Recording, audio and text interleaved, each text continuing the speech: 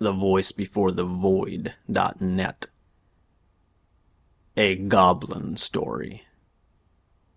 From The Wilderness Hunter by Theodore Roosevelt. Read by The Voice Before the Void. Frontiersmen are not, as a rule, apt to be very superstitious. They lead lives too hard and practical, and have too little imagination in things spiritual and supernatural. I have heard but few ghost stories while living on the frontier, and these few were of a perfectly commonplace and conventional type.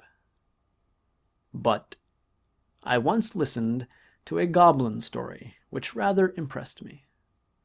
It was told by a grizzled, weather-beaten old mountain hunter named Bauman, who was born and had passed all his life on the frontier. He must have believed what he said, for he could hardly repress a shudder at certain points of the tale. But he was of German ancestry, and in childhood had doubtless been saturated with all kinds of ghost and goblin lore, so that many fearsome superstitions were latent in his mind. Besides, he knew well the stories told by the Indian medicine men in their winter camps, of the snow walkers, and the specters, and the formless evil beings that haunt the forest depths, and dog and waylay the lonely wanderer who after nightfall passes through the regions where they lurk. And it may be that when overcome by the horror of the fate that befell his friend, and when oppressed by the awful dread of the unknown, he grew to attribute, both at the time and still more in remembrance, weird and elfin traits to what was merely some abnormally wicked and cunning wild beast. But whether this was so or not, no man can say. When the event occurred, Bauman was still a young man, and was trapping with a partner among the mountains, dividing the forks of the Salmon from the head of Wisdom River. Not having had much luck, he and his partner determined to go up into a particularly wild and lonely pass, through which ran a small stream said to contain many beaver. The pass had an evil reputation, because the year before a solitary hunter who had wandered into it was there slain, seemingly by a wild beast, the half-eaten remains being afterwards found by some mining prospectors who had passed his camp only the night before. The memory of this event, however, weighed very lightly with the two trappers, who were as adventurous and hardy as others of their kind.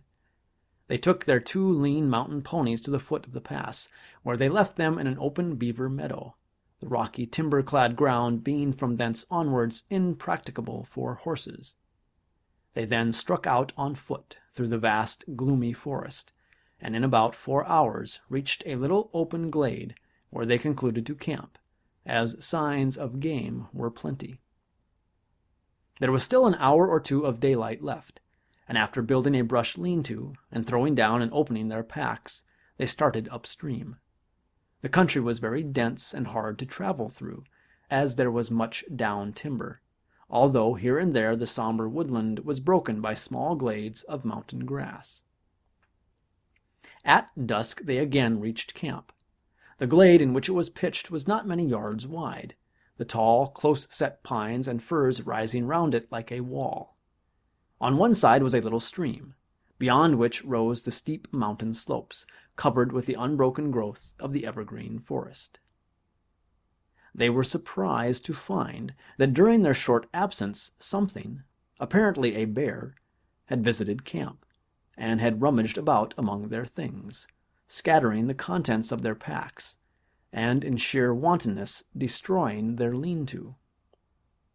The footprints of the beast were quite plain, but at first they paid no particular heed to them, busying themselves with rebuilding the lean-to, laying out their beds and stores, and lighting the fire. While Bauman was making ready supper, it being already dark, his companion began to examine the tracks more closely, and soon took a brand from the fire to follow them up, where the intruder had walked along a game trail after leaving the camp. When the brand flickered out, he returned and took another, repeating his inspection of the footprints very closely. Coming back to the fire, he stood by it a minute or two, peering out into the darkness, and suddenly remarked, "Bauman, that bear has been walking on 2 legs." Bauman laughed at this, but his partner insisted that he was right, and upon again examining the tracks with a torch, they certainly did seem to be made by but 2 paws, or feet. However, it was too dark to make sure. After discussing whether the footprints could possibly be those of a human being, and coming to the conclusion that they could not be, the 2 men rolled up in their blankets and went to sleep under the lean-to. At midnight, Bauman was awakened by some noise, and sat up in his blankets. As he did so, his nostrils were struck by a strong, wild beast odor, and he caught the loom of a great body in the darkness at the mouth of the lean-to. Grasping his rifle, he fired at the vague, threatening shadow, but must have missed, for immediately afterwards he heard the smashing of the underwood as the thing, whatever it was, rushed off into the impenetrable blackness of the forest and the night. After this the 2 men slept but little, sitting up by the rekindled fire, but they heard nothing more. In the morning they started out to look at the few traps they had set the previous evening, and to put out new ones. By an unspoken agreement, they kept together all day, and returned to camp towards evening. On nearing it, they saw, hardly to their astonishment, that the lean-to had again been torn down. The visitor of the preceding day had returned, and in wanton malice had tossed about their camp kit and bedding, and destroyed the shanty. The ground was marked up by its tracks, and on leaving the camp it had gone along the soft earth by the brook, where the footprints were as plain as if on snow, and after a careful scrutiny of the trail, it certainly did seem as if, whatever the thing was, it had walked off on but 2 legs.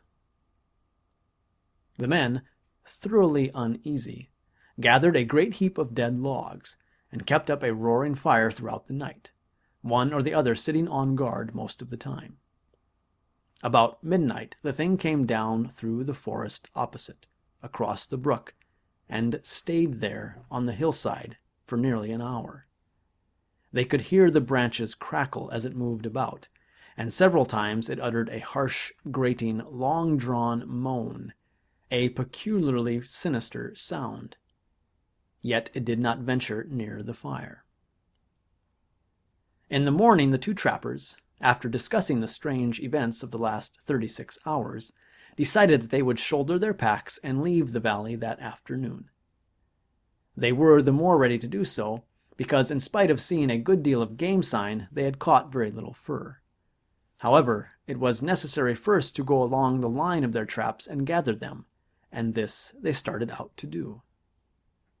All the morning they kept together, picking up trap after trap, each one empty. On first leaving camp, they had the disagreeable sensation of being followed. In the dense spruce thickets, they occasionally heard a branch snap after they had passed, and now and then there were slight rustling noises among the small pines to one side of them. At noon, they were back within a couple of miles of camp. In the high, bright sunlight, their fears seemed absurd to the 2 armed men, accustomed as they were, through long years of lonely wandering in the wilderness, to face every kind of danger from man, brute, or element.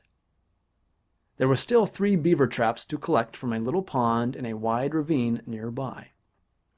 Bauman volunteered to gather these and bring them in, while his companion went ahead to camp and make ready the packs. On reaching the pond, Bauman found 3 beaver in the traps, one of which had been pulled loose and carried into a beaver house. He took several hours in securing and preparing the beaver, and when he started homewards he marked with some uneasiness how low the sun was getting. As he hurried towards camp, under the tall trees, the silence and desolation of the forest weighed on him. His feet made no sound on the pine needles, and the slanting sun rays, striking through among the straight trunks, made a gray twilight in which objects at a distance glimmered indistinctly. There was nothing to break the ghostly stillness which, when there is no breeze, always broods over these somber, primeval forests. At last he came to the edge of the little glade where the camp lay, and shouted as he approached it, but got no answer. The campfire had gone out, though the thin blue smoke was still curling upwards. Near it lay the packs, wrapped and arranged. At first Bauman could see nobody, nor did he receive an answer to his call. Stepping forward, he again shouted, and as he did so, his eye fell on the body of his friend, stretched beside the trunk of a great fallen spruce. Rushing towards it, the horrified trapper found that the body was still warm, but that the neck was broken, while there were 4 great fang marks in the throat. The footprints of the unknown beast creature, printed deep in the soft soil, told the whole story. The unfortunate man, having finished his packing, had sat down on the spruce log with his face to the fire and his back to the dense woods, to wait for his companion. While thus waiting, his monstrous assailant, which must have been lurking nearby in the woods, waiting for a chance to catch one of the adventurers unprepared, came silently up from behind, walking with long, noiseless steps, and seemingly still on 2 legs. Evidently unheard, it reached the man and broke his neck, while it buried its teeth in his throat.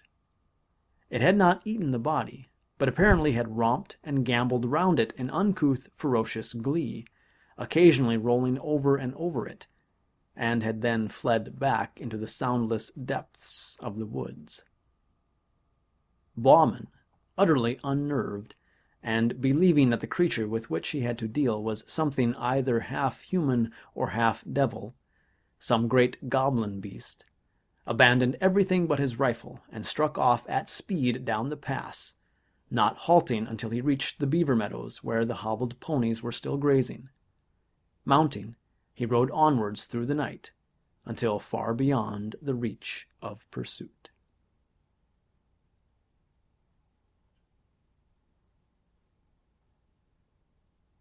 Theodore Roosevelt wrote that.